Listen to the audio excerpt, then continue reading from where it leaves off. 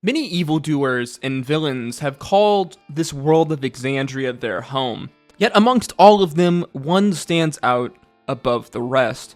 A mortal whose crime was so heinous, he would be held responsible for the deaths of 2/3 of the population of Exandria. He is regarded in history as Exandria's greatest villain.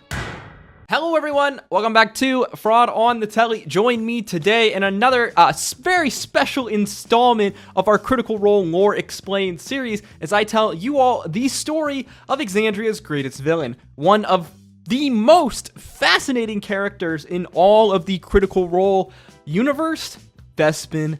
Chloras. As always, if you enjoyed the video, you learned something new, make sure you like, comment, and subscribe. Don't forget to check out some of our other Critical Role Lore Explained series. This video is obviously going to contain some spoilers for the Critical Role world, as well as for Exandria Unlimited Calamity, the Critical Role miniseries, so consider yourself warned. This video was a lot of fun to make. Enough talking. You guys already know the drill. I hope you all enjoy the story of Vespin Chloras.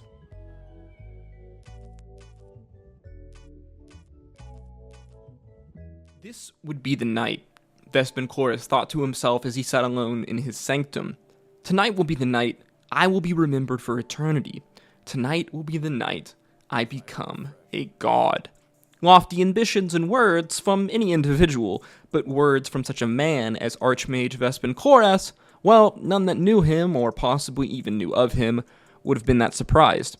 The Age of Arcanum had produced many powerful mages across Exandria. They truly lived in an age of unprecedented knowledge and technology, the many mages of the Flying Cities constantly pushing the boundaries on what was possible. Those fools in A were always meddling and toying with forces far beyond their comprehension, all the magic and wonder in the world, yet it would all fall short in the light of what she had done. Many others had tried, of course, but all would fail to replicate the matron's splendor. To become a god. Many mages sought immortality. Some claim that time is the curse of the wizard. Even those elves and their unnecessarily long lifespans will eventually succumb to Father Time. No, many had sought to conquer death before, and Vespin knew of at least a few liches lurking across Exandria. But to become a god was something completely else. Another had come close, of course, some 20 years after her ascension, but he would fall like all the rest. Apparently, this one had worked up enough of trouble to gain the attention of the Dawnfather and his followers, something that Vespin knew all too well, as the faithful of Vasselheim seemed to always find a way to meddle in the affairs of wizards. No, he would fail and be destroyed like all the rest. Rumor had it all was left of the poor sod was his hand and his eye. A nasty bit of business. No, tonight would be Vespin's night. After tonight, the world would remember him forever, not for his vast wealth or arcane knowledge, not for his title as an archmage or skill in conjuration. No, they would remember him as their god. One of their own who would ascend to godhood, the man who would dethrone one of the foul betrayer gods, and in their place, he would rise as something more benevolent. They would see, as why would he dethrone a prime deity, who in large part are benevolent to the mortals of Exandria? Vespin took another drink of his wine, steeling his nerve. Before him sat a massive golden bow, nearly 3 meters in length, the weapon of a solar, a celestial being. The price Vespin had paid for this item was steep, but that didn't matter. Nothing mattered aside from his one singular goal. All the mortal possessions meant nothing when faced with the prospect of godhood. Well, I guess it's time, he thought to himself. Slowly and meticulously, the Archmage began to draw his summoning circle. He had done this countless times at this point. A skilled conjurer, Vespin had been obsessed with summoning beings since the first phase sprite he had summoned as a young man. Of course, the subject of his summonings began to grow far more dubious as he grew older and more powerful. Vespin had long been fascinated by the creatures of the Abyss and the Nine Hells. These creatures possessed such power, but with such evil intent. Many did not dare to attempt to bind them. Vespin, though, believed that these beings, perhaps with a bit of trickery, could be used for more, well, selfish purposes, possibly even good. Malconvoker, they called him. Cowards, he called them, for they feared the unknown. They feared the risk, but risks must be taken. Any mage worth his counterspell would know that. The circle lay complete before him. It was time. He knew the risks. He knew those damned Gautrasari druids and their tree of name had made the ritual of seeding harder to complete. But it was still possible, and with the upcoming solstice, Vespin knew that now was the time. He would make his ascension. All he had to do was say the words. None would know what befell Vespin Chloras that night in his chambers in Vasselheim. The following day, attendees would report having investigated the room that the Archmage was nowhere to be found, the interior of his room looking as if some sort of a magical explosion had gone off. What appeared before Vespin was more powerful and horrible than anything he could have ever imagined. Suddenly, the heat of 1,000 suns swept over him, a fear so piercing that it bit to his very core. The once immensely confident wizard and man who had commanded demon and fiend alike felt like a child in this presence. It took every ounce of power he had to hold the betrayer god in his prison, for just mere seconds, but these seconds passed by like years to Vespin, as before him stood a horrible visage, a great red demonic form, the king of lies, the lord of the 9 hells, Asmodeus. And just as quickly as it began, it was over. The bow of the solar, which had been Vespin's focus, had been shattered into pieces. No trace would be found of the Archmage. All Vespin knew was darkness. Unbeknownst to Vespin at this time, but his summoning and attempted binding of the Lord of the 9 Hells to the material plane had severely weakened the betrayer god's prison. Asmodeus, the opportunist that he was, would not allow this moment to slip. While the betrayer god detested mortals, they were at times useful, and this foolish mage did have some skill and power. Most of all, he could set foot on the prime material plane, something that Asmodeus and his betrayer god brethren could not. Not until the destruction of the Tree of Names and its spell of protection, which prevented outside forces from entering the prime material world of Exandria. In the darkness, Vespin would be reformed as a devilish fiend, his body, mind, and soul twisted by the evil magic and knowledge of the betrayer god.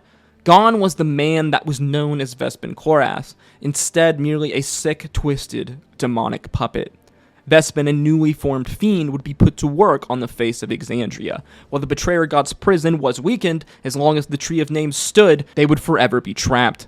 Vespin would stow aboard the great flying city of Avalier. The many mages there in their hubris have long forgotten about the tree buried deep within their city, but the Dark One had a plan. Over the many years of their imprisonment, while the betrayer god's influence had waned, it had not been forgotten. Across Exandria, there will always be mortals hungry for power and knowledge. These individuals would prove useful tools for their upcoming plan.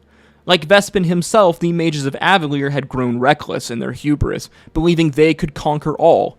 This would be their downfall, as who would be the person to break the Tree of Names? None other than Laren Coromir Sealy, the architect arcane of Avalier, charged with the maintenance of this great city. As the Blight spell hit the Tree of Names, it would be Vespin who would emerge first, welcoming his lord back to his home, as from the tree emerged the Lord of Hells, the King of Lies, Asmodeus, the betrayer god, in all of his fiery fury. It is good to be home. Vespin looked down at the chaos before him. Multiple humanoids lay unconscious, possibly dead, the Ring of Brass as they were once known.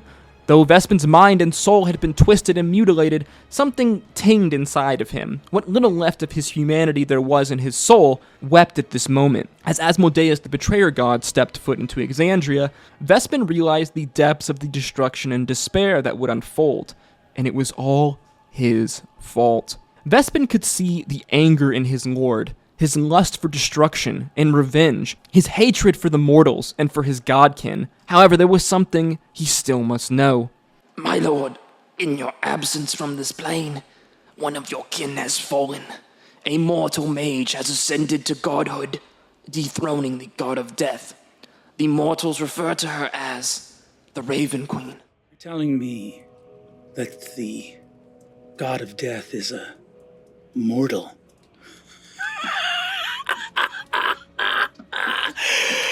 I hate to say I told you so! Vespin shrinked away from his lord's anger. He knew what he must do next. The Lord of Hells and his brethren would unleash their fury on the holy city of Vasselheim. It was he who was charged with releasing the ancient primordial titans long imprisoned under Mount Igora, ancient allies of the betrayer gods.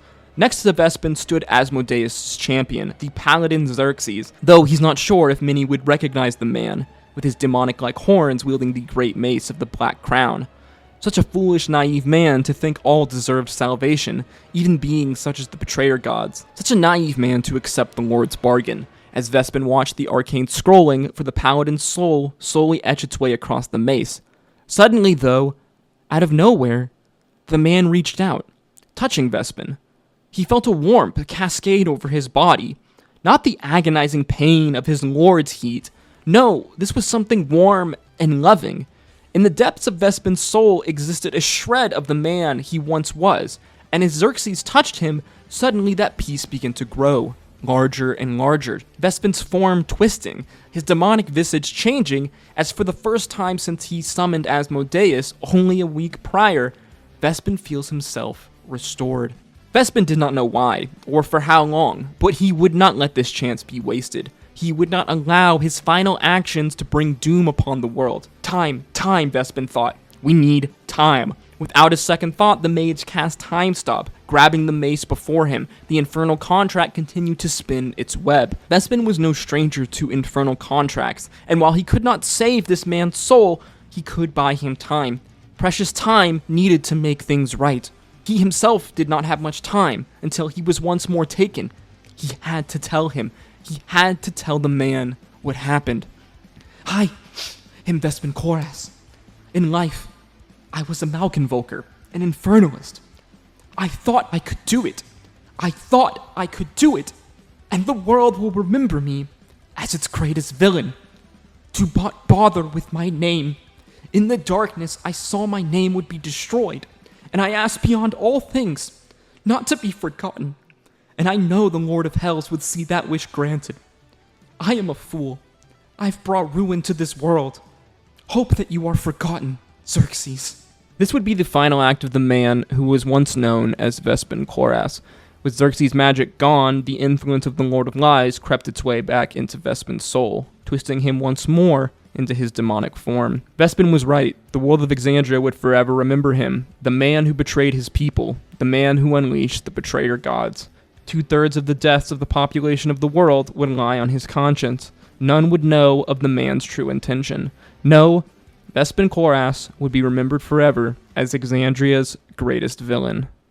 And yes, this was the story of Exandria's greatest villain, a character that I am absolutely fascinated by, a character that Brennan Mulligan embodied just so freaking well. This video was a little bit different from some of our other lore series videos. I hope you all didn't mind or possibly even enjoyed a little bit of the kind of creative flourishes I added to this story, as we only kind of know the raw details of the Vespin Chloras story. So I hope you all enjoyed this kind of more of a artistic view at the life of one Vespin Chloras. As always, guys, if you enjoyed the video, learned something new, make sure you like, comment, and subscribe. If you did enjoy this video, then why don't you click on one of the other videos on screen now. And as always, guys, I hope to see you in the next one. Stay safe out there. Until next time, peace, love, adieu.